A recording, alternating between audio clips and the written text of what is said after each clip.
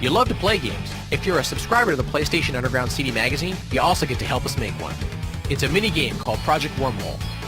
Race a futuristic car down a tunnel and dodge enemies and obstacles. Over 4 issues, we've been showing subscribers how it comes together. See how the car is built. Test it hands-on. Watch the tunnel come together. Use our tunnel editor to make sections of your own. Learn how the vehicle gets put into motion and detects collisions. And check out the basics of artificial intelligence and sound effects.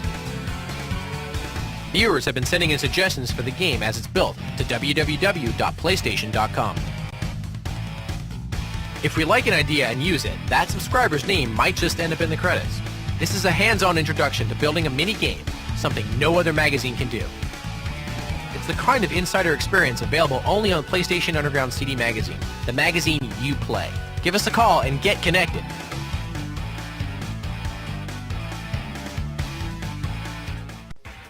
You love to play games, now help us make one from scratch. Welcome to the first of a 4-part series on the making of a game called Wormhole. We're really excited about Project Wormhole. It's something that we came up with to give the subscribers of PlayStation Underground sort of an idea of what goes into developing a game step by step. Another cool thing about Project Wormhole is that we want these subscribers to become involved. You just send in your suggestions, and if we like them, then you just might end up seeing your name in the credits. In the next few minutes, you'll be introduced to some game and 3D design fundamentals. Over the next 3 issues, we'll build a working game together, inviting your suggestions by email. Let's talk about design. If we were building a full game, we'd need to start with a detailed design document spelling out every character, level, and enemy. That's because regular development typically takes dozens of specialists over a year and costs $1 million or more. We'll make a mini-game instead, so you can quickly see important fundamentals. Here's our concept. Wormhole will put you behind the wheel of a futuristic vehicle, plunging down a tunnel filled with deadly enemies and obstacles. Dodge them while driving on the floor, walls, and ceiling. Blast your way with high-powered guns or die trying. Let's take a look at how to start building our game in 3D. This car will be our main character. Here it is on your TV screen. How does PlayStation generate it? Let's start from the ground up. Space in 3D is defined by X, Y, and Z coordinates. They describe a point called a vertex. Link 3 vertices or more, and you get a polygon. The most basic polygon goes by the highly technical name, triangle. Almost any object in a game is made up of hundreds or even thousands of polygons. They're the building blocks of 3D. We can fill the polygons with solid colors. That's one of several ways to draw them. Another way is to add rich detail by taking a picture of a texture and stretching it over the polygon. This is called texture mapping. Each vertex of the polygon has information about what part of the picture or texture is connected. Modify these values and the texture map can be made to fit just right. Here's the car with all textures applied, ready to rip. Welcome to Project Wormhole, Part 2. Last issue, we learned how game objects are created and brought into the game environment. Now it's time to create an environment for our objects. Wormhole will take place in a tunnel filled with obstacles. We'll draw the tunnel using texture map polygons, just like any other object in the game. Most game objects are small enough that you can see them all at once, but the tunnel is far too large for that. We need to break it up into manageable sections so that we only draw the part that is in view at any given time. This makes the representation of the track very small. We only need to store an ID number for each successive section and can make very long tracks without taking up too much memory. Also, how will we generate different levels in the game? One solution is to make prefab sections of the tunnel and then join them together to form a continuous track. Our world design problem has now been reduced to settling on the properties of each tube section. Now, let's plan camera control. As the car flies down the tunnel, we'll have the camera move with it so we can see what's happening. We want to be able to switch camera angles on the fly. We'll have a fixed camera that follows the car but always stays upright, a view from the driver's seat, and possibly others. This completes our look at constructing a world. Check out the tunnel we've built, then preview Part 3. Next issue, we'll look into the physics of how objects move in the tunnel and what to do when objects collide. Don't forget you can join the Project Wormhole discussion in the PlayStation Underground forums at www.playstation.com. Post your ideas for the game there. If we like your ideas and use them, your name just might end up in the game's credits. Welcome to Part 3 of Project Wormhole, How a Game is Made. This issue we're going to work on game physics and obstacles. Now that we have a tunnel to fly down, things will start to get interesting. Last issue, the car flew straight down the middle of the tunnel. That's fine for just checking it out. But in the finished game, we want to be able to fly and dodge obstacles realistically. We need to consider all the different forces acting on the car as it flies down the tunnel. There is the force of gravity pulling it down, the force of jets on its bottom keeping it off the ground, drag forces from the air in the tunnel, and forces from jets used by the player to control the car. We add all of these forces up to figure out how the car is moving. That's a lot of number crunching, but the extra attention to detail makes the gameplay feel as real as possible. Let's draw obstacles. They're made just like we made the car in part 1. We've already done most of the work for this. The tricky part is knowing when we've run into something. It's too slow to look at every polygon and every object to see if they've collided, so we create an imaginary box around each object just big enough to contain it. These are called bounding boxes. We can use them to quickly see if two objects have run into each other. Now that the obstacles are floating in front of us, it's time to blow them apart. We'll make a basic weapon as a placeholder. A laser cannon that shoots bolts of energy in a straight line. More weapons will be added later. In the next section, try out some of the things we just built. Then check out the preview of Wormhole Part 4. And don't forget to visit www.playstation.com, where you can join in a discussion of the game at PlayStation Underground online. In Part 4 of Project Wormhole, we'll look into artificial intelligence, or how enemies are plotting to destroy you. We'll also add sound effects. Don't go away, the fun is just beginning.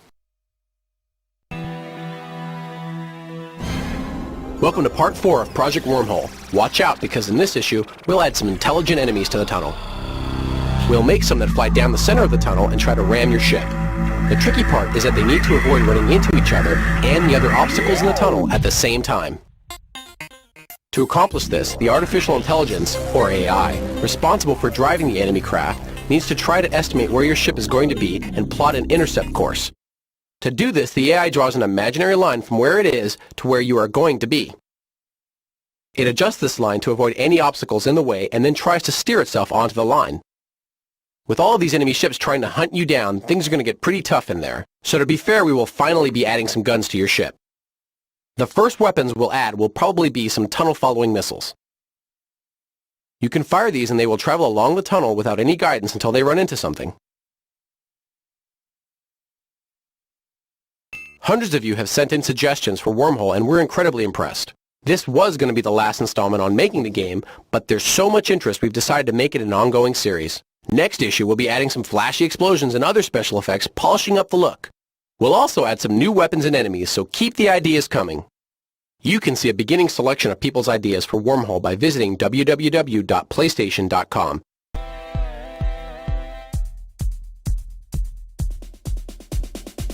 Welcome to Part 5 of Project Wormhole. In this issue, we introduce new weapon and enemy types, as well as a brand new car. In response to popular demand, we have added support for the DualShock analog controller and enhanced sound effects. We also added some special effects to improve the look of the game. These included some nice-looking explosions and weapon effects. Those tiny missiles from the last issue sure were hard to see, so we attached some smoke trails to help them stand out. We use a series of translucent sprites to draw the smoke. A sprite is a two-dimensional image that we create ahead of time in a graphics program on a PC. To make it look like real smoke and fire, it should be translucent. We want to be able to see through it at least a little bit. We use the same thing for the explosion so you can see how it looks. Creating good special effects takes a careful combination of programming and art. In the next section, check out some of the things we created, then preview what will happen in Wormhole Part 6. Prepare yourself. Next issue, Project Wormhole continues as we look at adding articulated objects to our world. Keep your ideas coming on how to make our minigame great. See what other people are suggesting by visiting www.playstation.com and choosing PlayStation Underground online. Post your own ideas there or mail them to us at this address.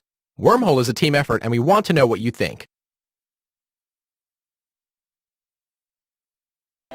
Come build a minigame with us in Project Wormhole, a special PlayStation Underground series that explores some basics of game development. In Part 6 of Project Wormhole, we've added the ability to include animated enemies in our world.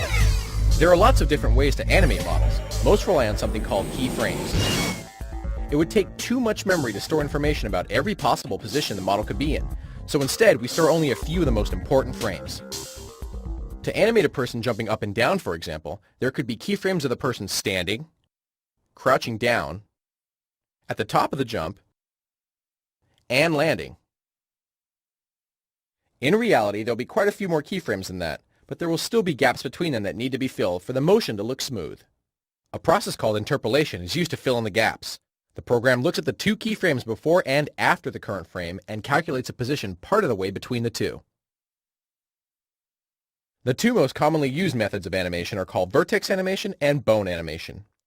In vertex animation, the location of every vertex in the model is stored for each keyframe.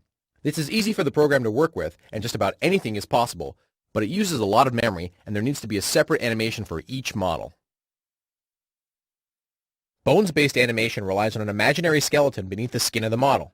The animation data holds information about the joints in the skeleton, and the program knows how to move the vertices of the model around to keep them attached. It is even possible to use the same data to animate different models, as long as they have the same joints. Welcome to Part 7 of Project Wormhole. In this issue, we've added an editor, enabling you to design, build, and play your own levels. In just about any game project, there will be a lot of work that needs to be done that will never be seen by the players of the game. All of the data for the game needs to be created somehow, and the creation of custom tools is often required. One of the most commonly created tools is a level editor. The level editor we created for Wormhole runs on the PlayStation, making it easy to see what the level you are working on will play like in the game. This also makes it possible for anyone with a PlayStation to make levels, so give it a try. It isn't easy to make a good level, so here are a few pieces of advice. The editor has a lot of different controls, so look over the control screens carefully before you start. It may be helpful to write some of them down, or go to www.playstation.com/wormhole for a more detailed description. Don't try to put too many enemies or obstacles in one place. Not only is this hard to survive in the game, but it can also cause the program to slow down. Be careful with sharp turns. It is hard to see around a sharp corner, and if there are any obstacles right after the sharp corner, the level might be too hard.